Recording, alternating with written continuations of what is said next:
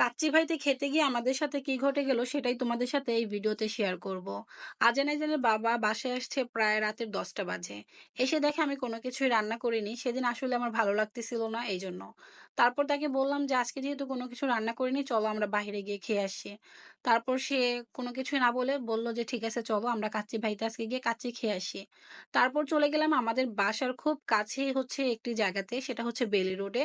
আমরা কাচ্চি খাওয়ার জন্য গিয়ে দেখি সেখানে প্রায় আজকে থেকে ১ থেকে ১.৫ বছর আগে এই হাউসটি হচ্ছে পুড়ে গিয়েছিল। এখানেই কিন্তু ছিল কাচ্চি ভাইয়ের একটি শাখা। তো আমরা গিয়ে খুবই খারাপ লাগছিল যে এর আগের বছর কিন্তু আমরা খুব কাছ থেকেই কিছু মানুষকে জ্বলে পুড়ে এখানে হচ্ছে ধ্বংস হয়ে যেতে দেখেছিলাম।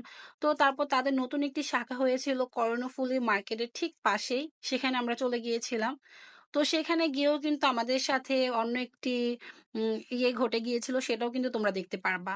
তারপর দেখো এখানে হচ্ছে ঠিক বেলি রোডের শান্তিনগর যে মোড়টা, সেই মোড়ের মাঝখানে আছি। এই তো বলতে, বলতে দেখো আমরা হচ্ছে কর্ণফুলীর সামনে চলে এসেছি। প্লাস হচ্ছে কাচ্চি ভাইয়ের দিকে এগিয়ে যাচ্ছি। তো ভিতরে ঢোকার পরে হচ্ছে জানতে পারলাম যে তাদের অলমোস্ট খাবার শেষ হয়ে গিয়েছে। কেননা তখন প্রায় রাতের